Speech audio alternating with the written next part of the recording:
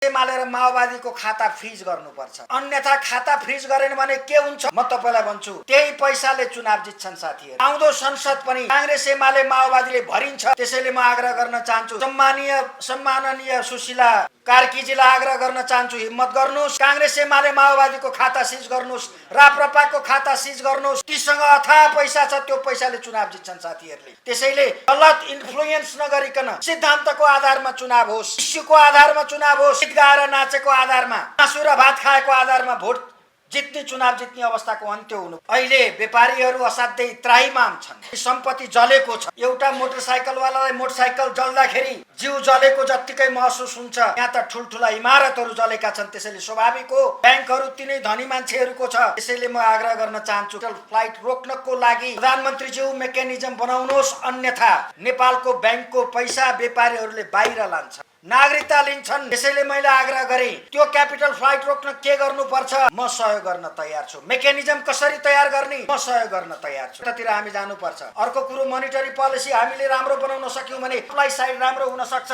त्यो supply side राम्रो हुँदा हुन्छ के यसले स्मुथ सप्लाई भयो भने तपाईले यो ब्ल्याक मार्केट हुँदैन। सँगै हाँस्न र सँगै रुन चाहन्। आज आम नागरिक यो पीडाबाट मुक्त हुन चाहन्छन्, यो उद्योग धन्दा कल कारखाना खुलेको हेर्न चाहन्छन्, व्यवसायीहरूले व्यवसाय गर्न चाहन्छन्, विद्यार्थीहरू पढ्न चाहन्छन्, रोगीहरूको उपचार भएको हेर्न चाहन्छन्, रोगीहरू उपचार होस् भन्न चाहेको यही हो। यो नभएपछि स्वाभाविक एउटा विद्रोह भयो र त्यो विद्रोहबाट एउटा नयाँ परिस्थितिको निर्माण भएको छ। यो परिस्थितिलाई हामी सबै मिलेर कांग्रेस एमाले माओवादी लगायतका विभिन्न राजनीतिक दलमा छरिएर बसेका विभिन्न पेशा तथा व्यवसायमा तल्लीन भएका साथीहरूलाई यो सरकार जेनजीको माइन्डसेट अनुसार, जेनजीको अवधारणा अनुसार सरकार चल्ने छ। यो सरकारलाई आम सहयोग मद्दत के सेना, के पुलिस, के अदालत, के ब्युरोक्रेसी, के व्यवसायिक क्षेत्र, के प्रोफेसनल क्षेत्र, सम्पूर्ण क्षेत्रले एक ढिक्का भएर हामीले 6 महिना भित्र फागुन 21 गते हुने निर्वाचनबाट देशलाई एउटा नयाँ सम्भावनाको ढोका खोल्नको लागि हामीले मद्दत गर्नुपर्छ भन्ने मलाई लाग्छ र म यही आग्रह गर्छु।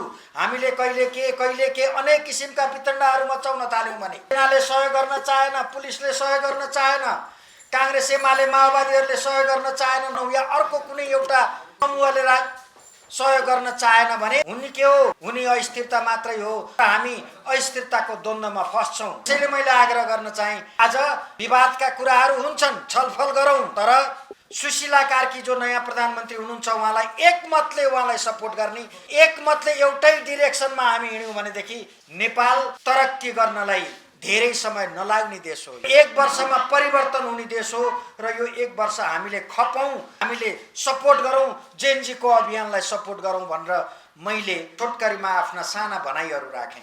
अब एउटा इकोनोमिक्सको विद्यार्थीको नाताले के गर्दा उपयुक्त हुन्छ यो सरकारले, जेनजीले के गर्दा उपयुक्त होला, सुशीला कार्कीजीले के गर्दाखेरि होला, धेरै कुरो उहाँलाई भन्ने पक्षमा छैन। यो 6 महिने सरकार हो। सरकारबाट हामीले धेरै अपेक्षा गर्न सक्दैनौं। हामीले साना कुरा अपेक्षा गर्न सक्छौं जसले जनताको जीवनमा सामान्यतया परिवर्तन ल्याउन सक्छ र महसुस गराउन सक्छ यो सरकार ठीक छ भन्ने महसुस गराउन सक्छ। त्यसैले म आग्रह गर्न चाहन्छु, नम्बर 1 मा बुन्दागत रूपमा के भन्छु भने, बुन्दागत रूपमा म के आग्रह गर्न चाहन्छु भने यो सरकारले खर्च कटौती गरोस्, केमा खर्च कटौती गरोस् भनेर मैले यसो यहाँ टिप्पणी उठाएको छु। यसले गाडी नकिनोस्, नयाँ गाडी नकिनोस्, भएकै थोत्रा गाडी मेन्टेन गरेर चढोस्, उहाँहरूको आफ्नै गाडी छ भने आफ्नै गाडी चढुन्।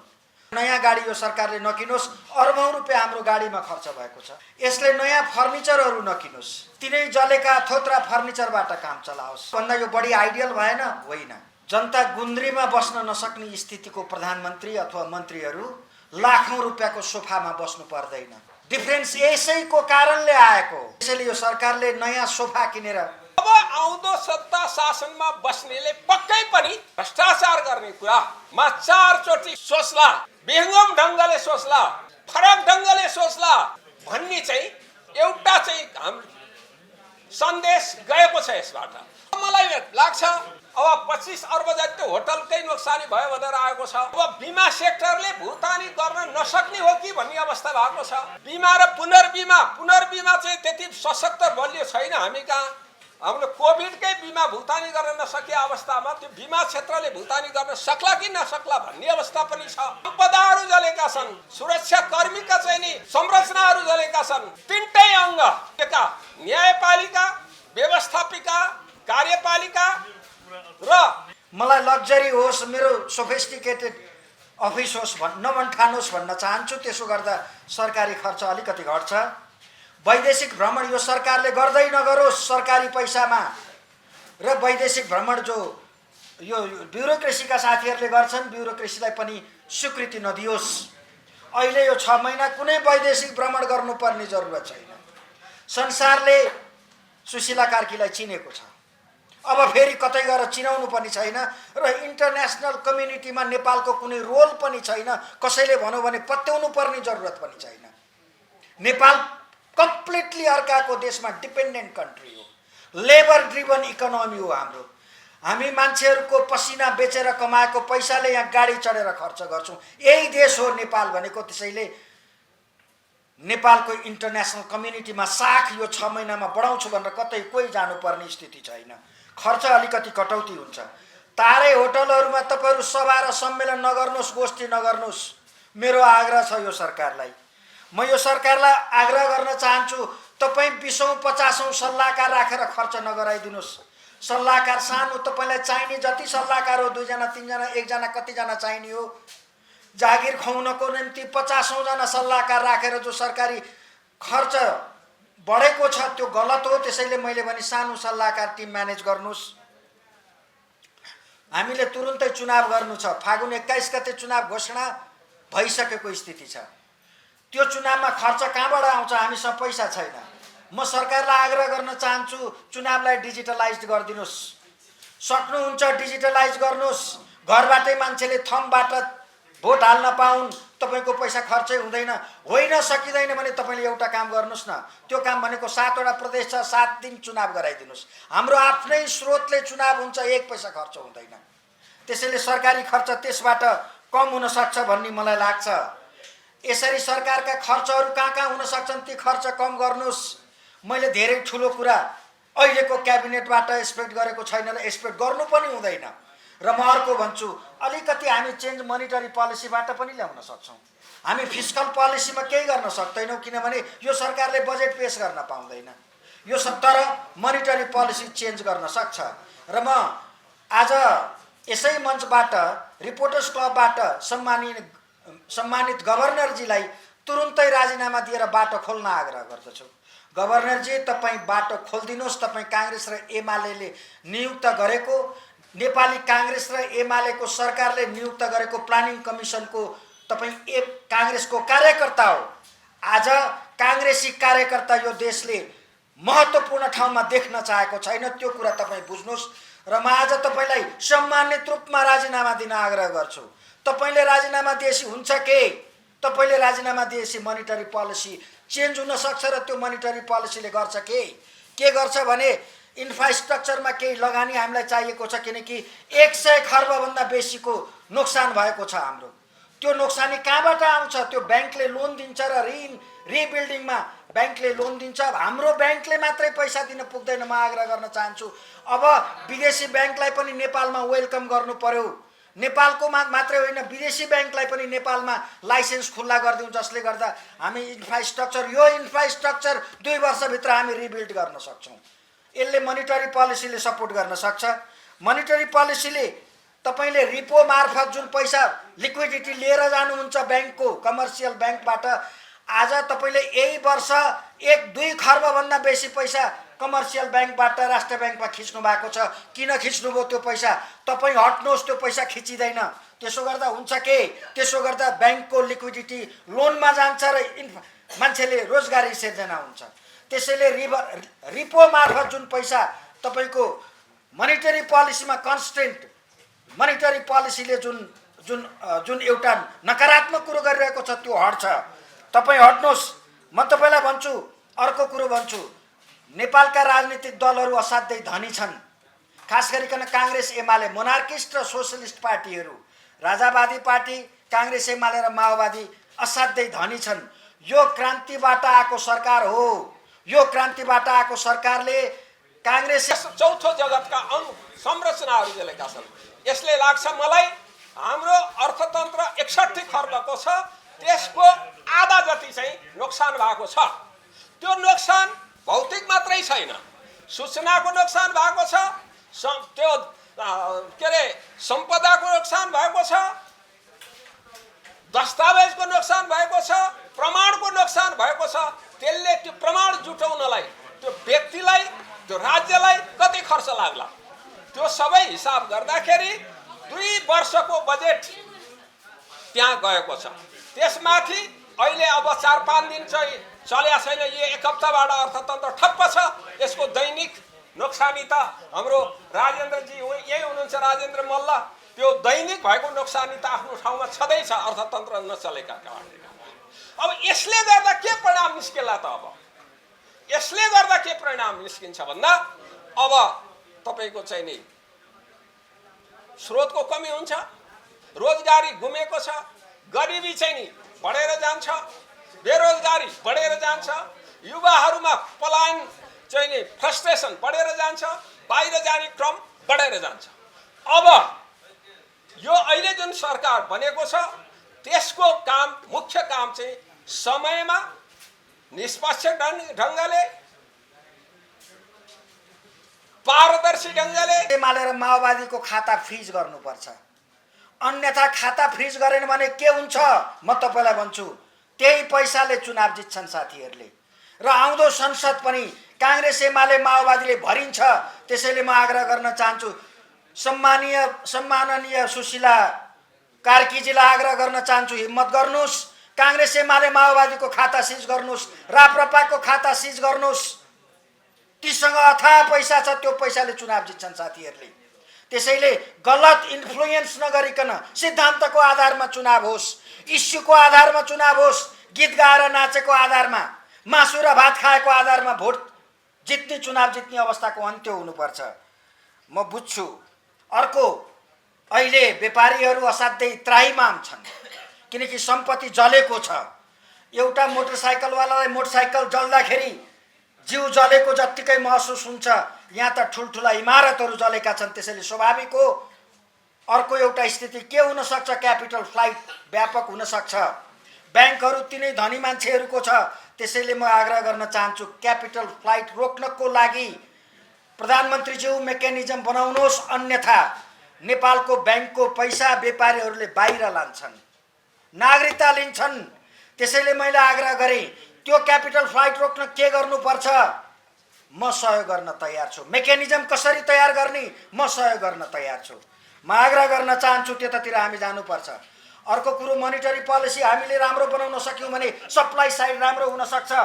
त्यो सप्लाई साइड राम्रो हुँदा हुन्छ के, जसले स्मुथ सप्लाई भयो भने तपाईले यो ब्ल्याक मार्केट हुँदैन, कार्टेलिङ हुँदैन, मोनोपोली हुँदैन। सप्लाई साइडलाई इजी पार्दिनुहोस्। त्यो इजी कसरी पार्ने हामी छलफल गर्छौँ। म जस्ता इकोनोमिक्स पढेका विद्यार्थीहरू यो देशमा थुप्रै छौँ, छलफल गरौँला, यसलाई गर्न सकिन्छ। त्यसैले मैले भने कार्टेलिङको अन्त्य गर्नलाई, मोनोपोलीलाई अन्त्य गर्नको लागि, ब्ल्याक मार्केटलाई अन्त्य गर्नलाई तपाईँले सप्लाई साइडलाई व्यवस्थित गर्नुहोस्। त्यसले डिमान्ड साइड पनि बढ्छ र नेपालको इकोनोमी राम्रो हुन सक्छ। त्यसमा नेपाल सरकारको 1 पैसा पनि खर्च गर्नु पर्दैन। तपाईँको खालि नीतिगत बहस गरे हुन्छ, नीतिमा परिवर्तन ल्याए हुन्छ। यति भन्दै रिपोर्टर्स क्लबले यसरी जुन अभियान चलाएको छ, म ऋषिजीलाई धेरै धन्यवाद दिँदै यो अथक प्रयासलाई, हाम्रा कुराहरूलाई, यो देश परिवर्तन गर्ने, नीतिगत परिवर्तन गर्ने कुरालाई हामी छलफल गर्दै जाउँ। लिबिया, तपाईको चाहिँ नि सिरिया, इजिप्टमा भएका आन्दोलनहरू, हङकङमा भएको आन्दोलन, बङ्गलादेशमा भएको आन्दोलन, श्रीलङ्कामा भएको आन्दोलन र नेपालमा भएको आन्दोलन चाहिँ के हो भन्दा यो सोशल मिडियाको जुन पावर छ त्यसको शक्तिले भएको आन्दोलन हो। र अहिलेको पुस्ता, जेन पुस्ता र भोलि आउने अल्फा पुस्ता चाहिँ असाध्यै चाँडो नतिजा खोज्छ र एक्सनमा विश्वास गर्छ। त्यसकारणले पुरानो पुस्ताले त्यो एक्सनलाई विश्वास गर्न चाहेन र एक्सनले खोजेको कुरा त्यो पुस्ताले खोजेको एक्सन बुझेन, भ्रष्टाचार बढेर गयो राज्यको स्रोत दोहन भए बढेर गयो। अब त्यसले गर्दा के भयो त भन्दा जो जेन जी अर्थात् माथिल्लो किशोर र नवयुवा पुस्ताले एउटा पवित्र उद्देश्यले आन्दोलन सुरु गर्यो। त्यसमा व्यक्तिगत स्वार्थ, म यो पदमा जान्छु भनेर गरेको स्वार्थवश गरेको आन्दोलन देखिँदैन त्यो। तर त्यहाँनेरि केही घुसपैठ भयो चाहिँ नि अराष्ट्रिय तत्त्व भनौँ अथवा चाहिँ नि खराब तत्त्वहरू त्यहाँ प्रवेश गरे। त्यो खराब तत्त्वहरूले प्रवेश गरेको कारणले अथाह धनजनको क्षति भयो। हामीले यसो हेर्दाखेरि 60 जना जति मान्छे शहादत प्राप्त गरे। त्यो चान्चुने कुरा हो। 48 घण्टा पनि नपुग्दै त्यतिजनाले शहादत प्राप्त गर्ने हो। कहिलेकाहीँ एउटा सवारी दुर्घटना हुँदा त्यतिकै मान्छे नै मरेका छन्, त्यो पनि ठुलै नोक्सानी हो। तर यसको प्रकृति फरक छ। यो दृष्टिकोणबाट हेर्दाखेरि अब हामीले त्यसै पनि हाम्रो अर्थतन्त्र के थियो भन्दा सुस्त थियो। त्यसै पनि हाम्रो अर्थतन्त्र विकृतिहरूले, विसङ्गतिहरूले, भ्रष्टाचारबाट ग्रसित थियो, मन्दी थियो। युवाहरू अर्थतन्त्र र राज्य व्यवस्थाप्रति सन्तुष्ट थिएनन्। अब त्यही बेलामा अहिलेको आन्दोलनको नाममा आन्दोलनलाई बदनाम गर्ने किसिमले जुन चाहिँ नि काम भयो, त्यसबाट अब मलाई लाग्छ अब यहाँ म अर्थशास्त्रको विद्यार्थी भएको कारणले यहाँहरूले पनि खोज्नु भएको कुरा हुन्छ त यसमा कति नोक्सान भयो होला त, त्यो नोक्सानको परिपूर्ति कहिलेसम्म होला त, त्यो परिपूर्ति गर्ने तरिकाहरू के हुन सक्लान् त, राजनीतिक दृष्टिकोणले भनेर यहाँहरूले मलाई प्रश्न गर्नुहुन्छ। मलाई दिनमा 5-7-10 वटा जनाले प्रश्न गर्नुहुन्छ। अझै 4 ठाउँमा मैले भनिसकेको अवस्था छ। अब तपाईले अब एउटा चेतना चाहिँ के भएको छ भन्दा अब आउँदो सत्ता शासनमा बस्नेले पक्कै पनि भ्रष्टाचार गर्ने कुरामा 4 चोटि सोच्ला, विहङ्गम ढङ्गले सोच्ला, फरक ढङ्गले सोच्ला भन्ने चाहिँ एउटा चाहिँ हाम्रो सन्देश गएको छ यसबाट। अब मलाई लाग्छ अब 25 अर्ब जति होटलकै नोक्सानी भयो भनेर आएको छ। अब बिमा सेक्टरले भुक्तानी गर्न नसक्ने हो कि भन्ने अवस्था भएको छ। बिमा र पुनर्बिमा चाहिँ त्यति सशक्त बलियो छैन हामी कहाँ। त्यसकारणले गर्दा हाम्रो कोभिडकै बिमा भुक्तानी गर्न नसके अवस्थामा त्यो बिमा क्षेत्रले भुक्तानी गर्न सक्ला कि नसक्ला भन्ने अवस्था पनि छ। उद्योगहरू जलेका छन्, सम्पदाहरू जलेका छन्, सुरक्षा कर्मीका चाहिँ नि संरचनाहरू जलेका छन्। तीनटै अङ्ग राज्यका न्यायपालिका, व्यवस्थापिका, कार्यपालिका र त्यस चौथो जगतका संरचनाहरू जलेका छन्। यसले लाग्छ मलाई हाम्रो अर्थतन्त्र 61 खर्बको छ, त्यसको आधा जति चाहिँ नोक्सान भएको छ। त्यो नोक्सान भौतिक मात्रै छैन, सूचनाको नोक्सान भएको छ, त्यो के अरे सम्पदाको नोक्सान भएको छ, दस्तावेजको नोक्सान भएको छ, प्रमाणको नोक्सान भएको छ। त्यसले त्यो प्रमाण जुटाउनलाई त्यो व्यक्तिलाई, त्यो राज्यलाई कति खर्च लाग्ला, त्यो सबै हिसाब गर्दाखेरि 2 वर्षको बजेट त्यहाँ गएको छ। त्यसमाथि अहिले अब 4-5 दिन चाहिँ चल्या छैन, यो 1 हप्ताबाट अर्थतन्त्र ठप्प छ। यसको दैनिक नोक्सानी त हाम्रो राजेन्द्रजी यही हुनुहुन्छ, राजेन्द्र मल्ल, त्यो दैनिक भएको नोक्सानी त आफ्नो ठाउँमा छँदैछ अर्थतन्त्र नचलेका कारणले। अब यसले गर्दा के परिणाम निस्केला त, अब यसले गर्दा के परिणाम निस्किन्छ भन्दा अब तपाईको चाहिँ नि स्रोतको कमी हुन्छ, रोजगारी गुमेको छ, गरिबी चाहिँ नि बढेर जान्छ, बेरोजगारी बढेर जान्छ, युवाहरूमा पलायन चाहिँ नि फ्रस्ट्रेसन बढेर जान्छ, बाहिर जाने क्रम बढेर जान्छ। अब यो अहिले जुन सरकार बनेको छ त्यसको काम, मुख्य काम चाहिँ समयमा निष्पक्ष ढङ्गले पारदर्शी ढंगले मितव्ययी ढंगले सबैको सहभागिता हुने किसिमले निर्वाचन सम्पन्न गर्नु हो। एउटा अनुभवी व्यक्ति प्रधानमन्त्री हुनुभएको छ सुशीला कार्की, उहाँलाई म यही मञ्चबाट हार्दिक बधाई पनि दिन चाहन्छु र उहाँको कार्यकाल सफल होस् भन्ने चाहन्छु। किनभने उहाँको कार्यकाल सफल हुनु भनेको हामी पनि सफल हुनु हो, राष्ट्र पनि सफल हुनु हो। त्यसकारणले हामी सबैले उहाँलाई कुनै निशर्त सहयोग गर्नुपर्दछ। राजनीतिक पार्टीहरूले निशर्त सहयोग गर्नुपर्दछ, उद्योगी व्यवसायीले निशर्त सहयोग गर्नुपर्छ, हामी जस्ता बाहिर बस्नेहरूले निशर्त सहयोग गर्नुपर्छ। अब यहाँनिर अब आउँदो सरकारले गर्ने के त भन्दा दुईटा कुरा। एउटा आउँदो सरकारले गर्ने चाहिँ तत्कालै गर्ने कुराहरू चाहिँ एउटा निर्वाचन गराउने कुरा छँदैछ, अर्को चाहिँ शान्ति सुरक्षा। आम जनतामा, लगानीकर्तामा, व्यवसायीमा अब जीवधनको सुरक्षा हुन्छ, व्यवसायको सुरक्षा हुन्छ, सम्पत्तिको सुरक्षा हुन्छ, सूचनाको सुरक्षा हुन्छ, दस्तावेजको सुरक्षा हुन्छ भन्ने प्रत्याभूति दिन सक्नुपर्छ। त्यस अनुसार काम गर्नुपर्छ र सुरक्षा दस्तालाई, सुरक्षा चाहिँ अङ्गहरूलाई त्यसरी परिचालन गर्नुपर्छ। एक त्यसो भयो भने के हुन्छ भन्दा अन्यथा एउटा चाहिँ जोखिम के छ भन्दा त्यसो भएन भने अहिले हामीसित विदेशी मुद्रा पर्याप्त छ भनेका छौँ, तर विदेशी मुद्रा आउने क्रम चाहिँ घट्न सक्छ। अब विदेशमा बस्नेहरूले यहाँ सुरक्षा छैन भनेर पैसा नपठाए भने के हुन्छ? निकासी त त्यसै हुँदैन, उत्पादन नभएपछि निकासी हुँदैन, पर्यटक त्यसै कम आउँछन्, वैदेशिक लगानी आउँदैन, अनि वैदेशिक मुद्रा 6 महिनामा आधी घट्न सक्छ हाम्रो चाहिँ स्टक। त्यो अवस्था भयो भने के हुन्छ? हामी श्रीलङ्काको स्थितिमा जान सक्छ। त्यो जोखिम छ हामीसित। त्यसकारणले त्यो कुराहरूलाई यदि हामीले सुरक्षाको कन्फिडेन्स दिन सक्यौँ भने त्यो कुराहरू हुँदैन र यहाँबाट क्यापिटल फ्लाइट हुने कुराहरू पनि हुँदैन। अब अर्को कुरा के छ भन्दा मितव्ययिता नम्बर 1। अघि वक्ताले पनि भनिराख्नु भएको छ, बुँदागत आधारमा मितव्ययिताको कुरालाई असाध्यै सादा जीवन, हरेक व्यक्तिको सादा जीवन हुनुपर्छ र सम्पर्कमै छु, मसित सम्पर्कमै हुनुहुन्छ र म त त्योभन्दा अलिक बढी उमेरको मान्छे, अझ कति भयो होला। अब आज यो जुन किसिमको अभियान सुरु भएको छ, राष्ट्र अहिले अप्ठ्यारोमा छ।